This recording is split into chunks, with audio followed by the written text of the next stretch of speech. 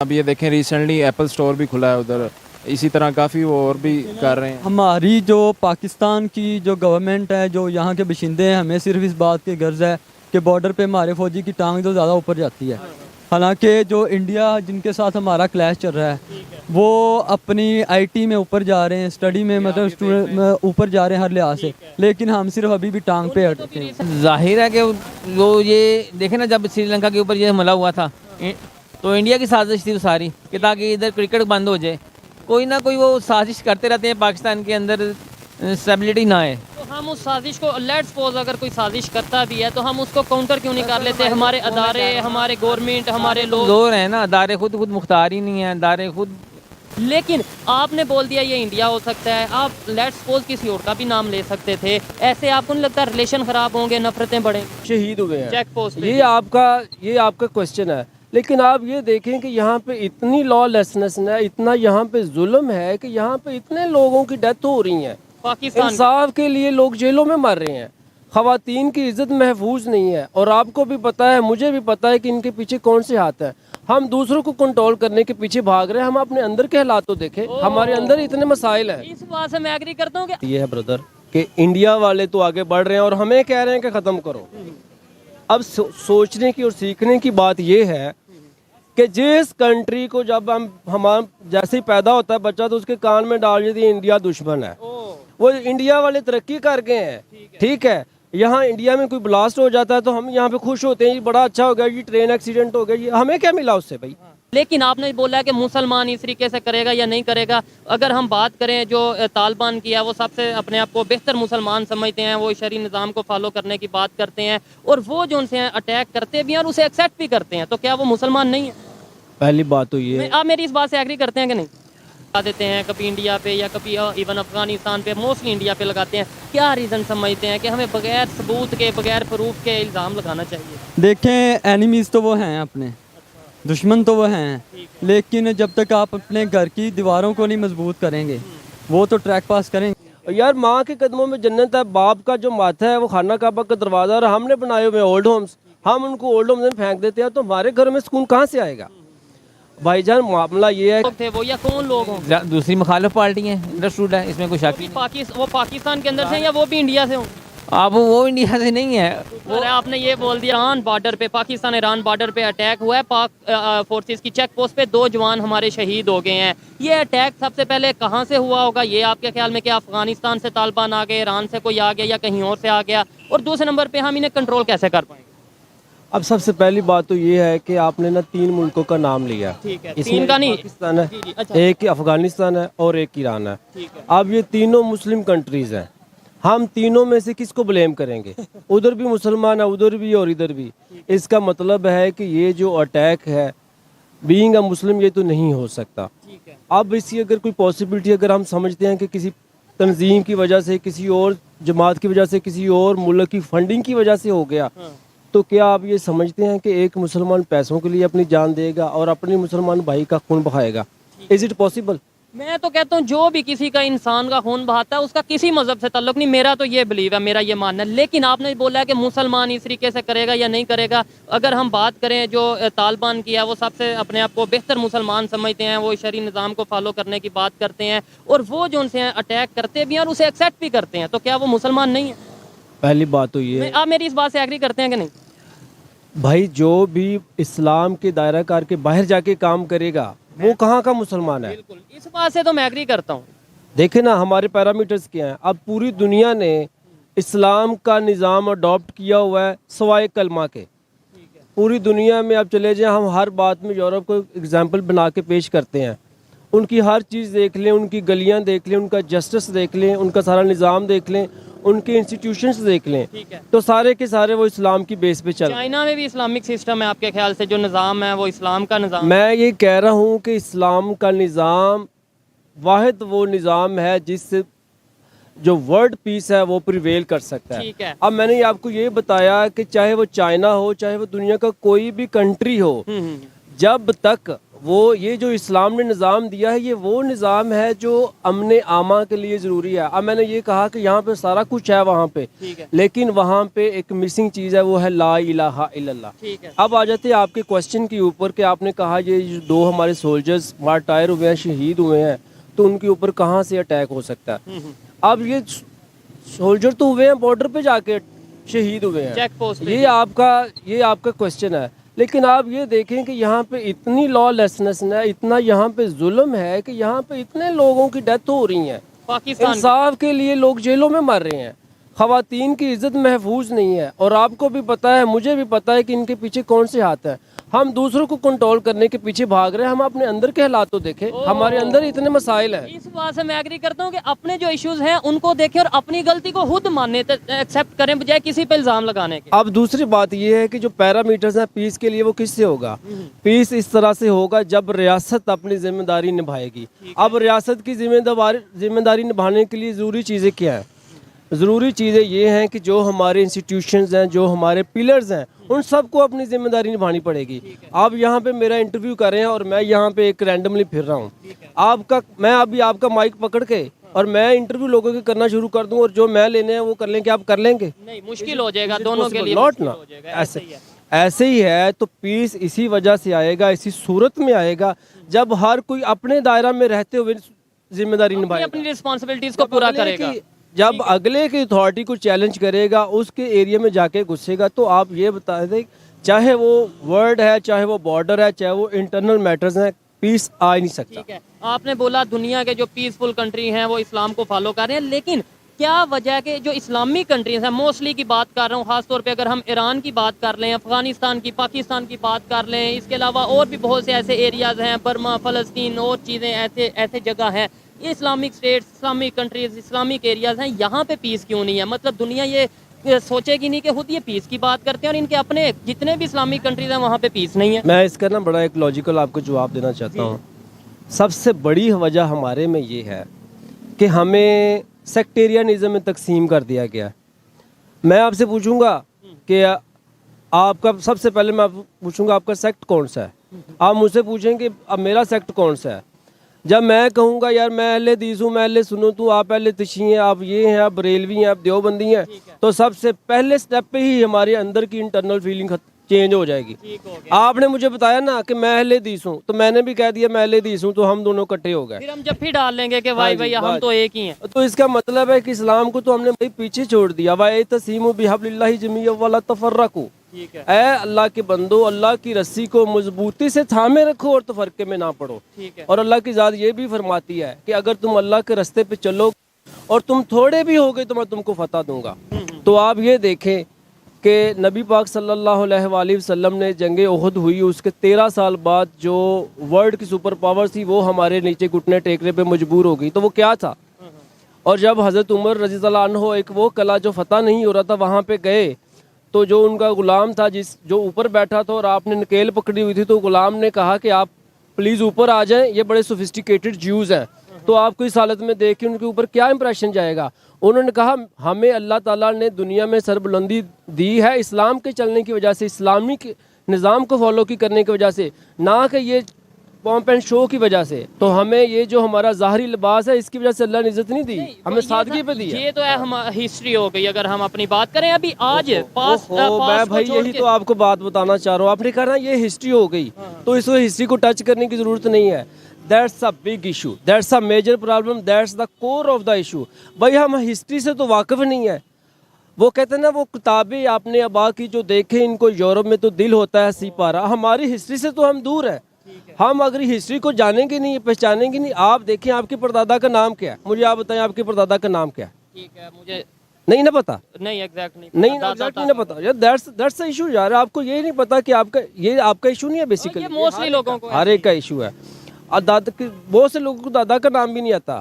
اگر ہم یہ کہیں گے ہم اپنے بیک پہ جائیں, ہمیں بیک کا تو پتہ نہیں ہے, وہ پنجابی کی مثال ہے, پیچھا چھوڑ دے اگا لوڑ, سمجھ رہے ہیں بات. تو جب ہمیں اپنی وہ جو ہماری بیسیکلی ہسٹری کیا ہے, بیسیکلی ہسٹری یہ ہے ہماری نارمز ہیں. 1400 50 साल पहले अगर इस्लाम आया तो हमें वो कुछ चीज़ें दे के गया है। मैं ये नहीं कह रहा कि यार आप इतनी बड़ी बड़ी दाढ़ियाँ रख लो, टोपी पहन लो, ये कर लो, वो कर लो, वो आपका एक अलग मामला है। लेकिन सबसे बड़ी बात है हुकूकुल इबाद की। हमारे बंदों के साथ किस तरह के मामलात हैं, वो आपने जिस तरह से अभी पोस्चर अडॉप्ट करना है वो तो अल्लाह का मामला है। इंसानियत के साथ हम कैसा रवैया रख रहे हैं, इंसानों के साथ कैसे ट्रीट कर रहे हैं ऐसे ही? अच्छा, दूसरी बात ये है कि जैसे मेरी बात को आपने खुद ही आगे बढ़ा दिया है, इसका मतलब है कि जानता हर कोई है। बिल्कुल, ये तो मैं इस बात से जानता एग्री करता हर हूँ, कोई, अमल लेकिन कोई फॉलो नहीं क्यों नहीं करना कर रहे हम लोग, फॉलो क्यों नहीं कर रहे? और क्या वजह है कि मतलब दूसरे कंट्रीज अगर बात करें, इवन इंडिया की बात करें, वो ये कहते नजर आ रहे हैं कि भाई टेररिज्म को आप जो सा कंट्रोल करें, खत्म करें, इस हवाले से वो वर्क करते नजर आ रहे हैं। हम कहते तो नजर आ रहे हैं, लेकिन कंट्रोल क्यों नहीं कर पा रहे? अब दूसरी बात ये है ब्रदर कि इंडिया वाले तो आगे बढ़ रहे हैं और हमें कह रहे हैं कि ख़त्म करो। अब सोचने की और सीखने की बात ये है कि जिस कंट्री को जब हमारा जैसे ही पैदा होता है बच्चा तो उसके कान में डाल देती है इंडिया दुश्मन है, वो इंडिया वाले तरक्की कर गए हैं, ठीक है। यहाँ इंडिया में कोई ब्लास्ट हो जाता है तो हम यहाँ पे खुश होते हैं, ये बड़ा अच्छा हो गया, ये ट्रेन एक्सीडेंट हो गया, ये हमें क्या मिला उससे भाई? ऐसे ही है, गई तो जानो, इंसानों की जान गई ना। तो इसका मतलब है कि हमें किसी को एज एन एनिमी लेने की जरूरत नहीं है, हमें खुद को ठीक करने की जरूरत है। हमारे दुश्मन को नुकसान पहुंचे, हमें क्या फायदा? ऐसे ही, अब दुश्मन समझना ही क्यों है? मामला ये है कि हमारे लोगों को नुकसान नहीं पहुंचना चाहिए। और दूसरी बात मैं आपको ये बता दूं कि सबसे बड़ा ये हमने इशू उठाया हुआ है कि हम अपने मफाद की खातिर फैसला करेंगे। जनाब, हम वर्ल्ड फोरम पे जाएंगे तो हम देखेंगे हमारे मफादात क्या हैं। और भाई तुम्हें क्या ज़रूरत है तुम्हारे मफादात देखने की? तुम ये देखो इस्लाम के क्या मफादात हैं। तुम एक वहदत इंसानियत नहीं हो। तुम अगर अपने मफादात का सौदा करके आ जाओगे तो जो अफगानिस्तान के मफादात हर्ट हो जाएंगे, इंडिया के मफादात हर्ट हो जाएंगे, या किसी और इस्लामिक कंट्री के यूएई के सऊदीया के मफादात हर्ट हो जाएंगे। इंडिया इस्लामिक कंट्री नहीं, वो तो सेकुलर से। और भाईजान वहाँ पे 32 से लेके 35 करोड़ मुसलमान तो है। मैं ये बात कह रहा हूँ कि मफाद से निकलो। ये मैं अपने मफाद की खातिर बात करूंगा जी, हमें क्या फ़ायदा, इससे निकलो, मफाद को छोड़ो। ये देखो कि एज अ मुस्लिम, देखो मुसलमान क्या है, मुसलमानों के लिए ये मिसाल दी एक जिस्म की मानद है, चाहे वो जहाँ भी हो, अगर जिस्म के एक हिस्से को तकलीफ पहुँचेगी तो पूरा जिस्म उसकी तकलीफ महसूस करेगा। तो तुम अपने मफादत की क्या बात करते हो? खैर ये बात लंबी हो जाएगी। बस वाइंड अप करते हैं। बस मुझे ये बता दें, क्या मुझे करना चाहिए, क्या आपको करना चाहिए, क्या इन सब लोगों को या पॉलिटिशियंस को करना चाहिए जिससे पाकिस्तान में अमन आए, पाकिस्तान का सर जो है, पाकिस्तान का सर बुलंद हो, फख्र से हम कह सकें कि पाकिस्तानी हैं और पाकिस्तान एक पीसफुल कंट्री है? ऐसा क्या किया जाए? सिर्फ ये माइक उठा के, कैमरा उठा के हम अपने तरफ से कोशिश कर देंगे अवेयरनेस के लिए, या कुछ इस तरीके से नफरतें जो लोगों के दिलों में, जैसे आपने भी बात की कि अगर किसी से यहाँ पे सुनेगा कोई कि भाई इंडिया में ये अटैक हो गया, ये हो गया, तो हम खुश हो जाएंगे। ये सोच कैसे बदलेगी? भाई जन सोच इस तरह से बदलेगी, सबसे ज़रूरी बात यह है कि आपके पास एक पढ़ी लिखी माँ होनी चाहिए, जिसकी गोद में बच्चा पैदा हो और 5 साल माँ की उसको तरबियत मिलनी चाहिए, प्रॉपर तरबियत मिलनी चाहिए। सबसे पहला इसका मतलब ये है कि मैंने रूट की बात की है, रूट की, जड़ की। जब दीवार ऊपर से टेढ़ी होगी, ऊपर से आप नहीं ठीक कर सकते, आपको बुनियाद से लेके चलना पड़ेगा। तो किसी के ऊपर पॉइंट करने की बजाय सबसे पहले अपने गिरेबान में झांकना पड़ेगा। आप ये देखें कि हम मुसलमान हैं और यहाँ पे ओल्ड होम्स हैं। What the hell is that? यार माँ के कदमों में जन्नत है, बाप का जो माथा है वो खाना काबा का दरवाज़ा, और हमने बनाए हुए ओल्ड होम्स, हम उनको ओल्ड होम्स में फेंक देते हैं, तो हमारे घर में सुकून कहाँ से आएगा? भाईजान मामला ये है कि हर एक ने अपने से स्टार्ट करना है। आप मेरे भाई सबसे छोटा काम कर लें, मैं यहाँ पे खड़ा हूँ, 4 लोग ये यहाँ पे खड़े हैं, हम यही अहद कर लें कि यार आज के बाद हमने अपने घर का कूड़ा अगले के घर के सामने नहीं फेंकना। ये छोटी सी बात है। और कूड़े से स्टार्ट करेंगे तो आगे कंट्री लेवल तक जाएंगे और ब्लेम करना खत्म करेंगे कि किसी पे ब्लेम नहीं करना, किसी पे इस तरीके से नहीं करना। मैं तो इस चीज़ का अहद करता हूँ कि भाई हमने किसी पे बिला वजह इल्ज़ाम नहीं लगाना, अपनी जिम्मेदारी खुद निभानी है। आप भी इस चीज़ का अहद करते हैं? बिल्कुल सर, मैं तो अहद करता हूं, तो मैं तो लॉ की, कानून की हिफाजत के लिए तो इसका बना हूं। लेकिन एक चीज़ मैं एक मैसेज देना चाहूँगा एंड पे जाके सब के लिए, और वो मेरे लिए भी है। मैसेज ये है कि जो आपके घर वाले हैं, आपके अच्छे अखलाक के सबसे ज़्यादा मुस्तहिक वो हैं। हम ये क्या करते हैं कि पढ़े लिखे, सूटेड बूटेड, टाई वाले और चौधरी साहब, हर तरह के लोग, बाहर जब हम जाके मिलते हैं तो बड़े अदब से सलाम और बड़े प्यार से और बड़ी खुश अखलाकी से, और जैसे ही घर में एंटर होते हैं तो हमारी टून ही चेंज हो जाती है, गुस्से में आ जाते हैं। आपके बच्चे हैं या कोई बड़े हैं, वालदैन हैं, कुछ भी हैं, सबसे ज़्यादा आपके अच्छे अखलाक के वो हकदार हैं تو آپ ایک چھوٹی سی بات میں نے صفائی کی اور دوسرا یہ کہ خوش اخلاقی کو پھیلائیں۔ زبردست، اچھا لگا جی، کافی حد تک میں ان کن باتوں سے ایگری کرتا ہوں کہ بھائی ہمیں سب سے پہلے اپنے آپ کو بہتر کرنا ہے، اپنی ذمہ داریوں کو جاننا ہے، کسی پہ الزام نہیں لگانا، اور دشمنی والا کنسیپٹ، نفرت والا کنسیپٹ ختم کر کے پیس، محبت کو پروموٹ کرنا ہے۔ اگر ہم کسی سے محبت کریں گے، کسی کے لیے اچھا سوچیں گے تو ہی ہمارے لیے اچھا ہوگا۔ آئیے مزید کسی سے بات کرتے ہیں، بہت شکریہ، السلام علیکم۔ وعلیکم السلام۔ آپ کا نام؟ حسنین۔ آپ کا نام؟ احسان مقصود۔ کیا کرتے ہیں آپ؟ اسٹوڈنٹ۔ اسٹوڈنٹ ہیں۔ جس ٹاپک پہ ویڈیو ریکارڈ کر رہے ہیں وہ یہ ہے کہ پاکستان کی اس ٹائم کنڈیشن اگر دیکھی جائے اوور آل، اگر پولیٹیکل سسٹم کی بات کی جائے، اگر مہنگائی کی بات کی جائے، اس کے علاوہ اسٹیبلٹی کی بات کی جائے، پیس کی بات کی جائے، ہر طرف سے ڈسٹربنس نظر آ رہی ہے۔ ابھی ایران پاکستان بارڈر پہ اٹیک ہوا ہے، 2 فوجی پاکستان کے شہید ہوئے ہیں۔ کیا وجہ ہے کہ ٹیررزم کے اوپر پاکستان یا ہم لوگ کنٹرول کیوں نہیں اس طریقے سے کر پا رہے؟ پہلی بات تو یہ ہے کہ ہماری جو گورنمنٹ ہے، گورنمنٹ کے جو پرائم منسٹرز آتے ہیں جو اس کو ہولڈ کرتے ہیں، وہ اگر اس کنٹری کو اپنا گھر سمجھ کے چلیں نا، تو اس کو جیسے ہم اپنے گھر کی حفاظت کرتے ہیں، اسی طرح اگر یہ کنٹری کے بھی اپنے گھر سمجھ کے حفاظت کریں تو کچھ بھی نہیں ہو سکتا۔ اچھا، اکثر دیکھنے میں یہ آتا ہے جو بھی پاکستان میں واقعہ پیش آتا ہے ٹیررزم کے حوالے سے یا کوئی بھی بری خبر ہو پاکستان سے آتی ہے تو ہم الزام فٹافٹ اپنے نیبر پہ لگا دیتے ہیں، کبھی انڈیا پہ یا کبھی ایون افغانستان پہ، موسٹلی انڈیا پہ لگاتے ہیں۔ کیا ریزن سمجھتے ہیں کہ ہمیں بغیر ثبوت کے، بغیر پروف کے الزام لگانا چاہیے؟ دیکھیں، اینیمیز تو وہ ہیں اپنے، دشمن تو وہ ہیں، لیکن جب تک آپ اپنے گھر کی دیواروں کو نہیں مضبوط کریں گے، وہ تو ٹریک پاس کریں گے، ٹیسٹ پاس کریں گے ہمارے گھروں کو۔ آپ اپنی سردوں کو مضبوط کریں، اپنے آپ کو کرپشن سے صاف کریں تو یہ جو کنسیپٹ ہے دشمنی والا یا دشمن سمجھنے والا، اسے ختم ہونا چاہیے، ختم کرنا چاہیے۔ جی بالکل، اس کنسیپٹ کو ختم کرنا چاہیے اور ہمیں پیس کے ساتھ، امن کے ساتھ دونوں جو معاملات ہیں اچھے طریقے سے سولو کرنے چاہیے۔ اور یہ جو مین مسئلہ ہے کشمیر کا بتاتے ہیں تو اس کو بیٹھ کے مل کے سولو کرنا چاہیے، تاکہ ہمارا یہ دیکھیں نا اب 70% جو سا ہے وہ اس پہ جاتا ہے، ہماری آرمی پہ، اور ظاہری بات ہے ان کا بھی کافی جاتا ہے۔ تو یہی اگر ہم مل کے اپنے ملک کی مطلب سوچیں، دونوں کنٹری ایجوکیشن کے اوپر بات کریں، ڈیولپمنٹ کے اوپر، جی بالکل بالکل اسی طرح ہے ہمارا مطلب دیکھیں یہ ایشیا میں آتے ہیں ہمارے جو ممالک، ان میں ہم بس اسی چیز کے پیچھے لگے ہوئے ہیں بھی یار ہم مطلب آپ دیکھیں نا ایشیا میں بھی اگر بات کریں، یہ بات تھوڑی سی دکھ والی ہے، لیکن جو موسٹلی اگر افغانستان کی، ایران کی، پاکستان کی بات کریں، ان میں زیادہ ایشوز چل رہے ہیں۔ ادروائز دیکھیں اگر انڈیا کی بات کریں، انہوں نے کافی حد تک کنٹرول کر لیا۔ جی بالکل اسی طرح ہے۔ اب یہ دیکھیں ریسنٹلی ایپل سٹور بھی کھلا ہے ادھر، اسی طرح کافی وہ اور بھی کر رہے ہیں۔ ہماری جو پاکستان کی جو گورنمنٹ ہے، جو یہاں کے باشندے ہیں، ہمیں صرف اس بات کی غرض ہے کہ بارڈر پہ ہمارے فوجی کی ٹانگ تو زیادہ اوپر جاتی ہے۔ حالانکہ جو انڈیا جن کے ساتھ ہمارا کلیش چل رہا ہے وہ اپنی آئی ٹی میں اوپر جا رہے ہیں، اسٹڈی میں مطلب اوپر جا رہے ہیں ہر لحاظ سے، لیکن ہم صرف ابھی بھی ٹانگ پہ اٹکے ہیں۔ ریسنٹلی فارن منسٹر نے یہ بولا ہے، ان کے فارن منسٹر، انڈیا کے فارن منسٹر نے بولا ہے کہ پوری دنیا کو چاہیے، صرف پاکستان کو نہیں، پوری دنیا کو چاہیے کہ ٹیررزم کے اوپر کنٹرول کریں۔ یہ اس ٹائم سب سے میجر ایشو ہے پوری دنیا کا، تو ہمیں بھی اس کے اوپر ورک کرنا چاہیے۔ بالکل کرنا چاہیے، کیوں نہیں کرنا چاہیے، اپنی غلطیوں کو ماننا چاہیے۔ بالکل۔ آپ کیا کہتے ہیں؟ جی جی بالکل اسی طرح جو آپ کی ہیں ان کو تسلیم کرنا چاہیے اچھے طریقے سے، اور ان چیزوں کو مطلب بالکل اب یہ دیکھیں ہم 21ویں صدی میں رہ رہے ہیں، تو یہ تو اب وہ دور تو نہیں نا ہے ابھی ہم اپنے مطلب جنگوں وغیرہ میں اور اسی طرح اپنا سارا ٹائم بھی ویسٹ کریں اور اپنا سارا مطلب جوانوں کا بالکل اسی طرح یہ پیار کے ساتھ رہیں۔ ہمارا اسلام بھی ہمیں یہی چیزیں سکھاتا ہے، اس کا درس انہوں نے 1400 سال پہلے دے دیا تھا۔ تو اسی طرح بالکل ہمیں اپنا اچھے طریقے سے اپنا قرآن پاک کو پڑھنا چاہیے، پڑھنے کے لیے جو ان سے وہ پیس کا ایک انوائرمنٹ بنانا چاہیے۔ اچھا لگا جی ان سے بات کر کے۔ السلام علیکم۔ وعلیکم السلام بھائی، آپ کا نام؟ اظہر علی۔ کیا کرتے ہیں آپ؟ میں گارمنٹس کا کام ہے، ہول سیل کا کام ہے۔ گارمنٹس کا کام کرتے ہیں، فیکٹریاں ہیں جو اس ٹائم پاکستان کی سچویشن ہے، کاروبار کیسا چل رہا ہے؟ کاروبار حالات تو اچھے نہیں ہیں، یہ جو کشیدگی چل رہی ہے سیاستدانوں کے آپس میں، اس کی وجہ سے بہت اثر انداز ہوتا ہے کام، اور مہنگائی جو اثر انداز ہوتی ہے وہ غریب بندے کو ہوتی ہے جو متوسط بندہ ہے، اور کاروباری حضرات جو ہے نا ان کو یہ سیاست متاثر کرتی ہے۔ ٹھیک ہو گیا۔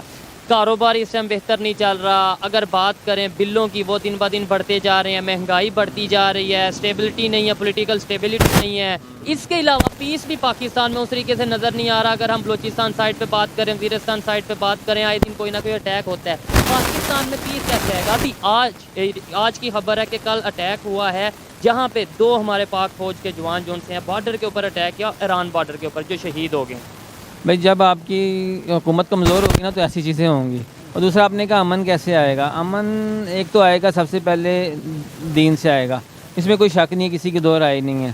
یہ تو ہمارے نبی کریم صلی اللہ علیہ وسلم نے بتا دیا نا کہ امن جو آئے گا اور جو کامیابی، سکون، چین، اطمینان، راحت، برکتیں اللہ کی طرف سے آئیں گی، وہ دین سے آئیں گی۔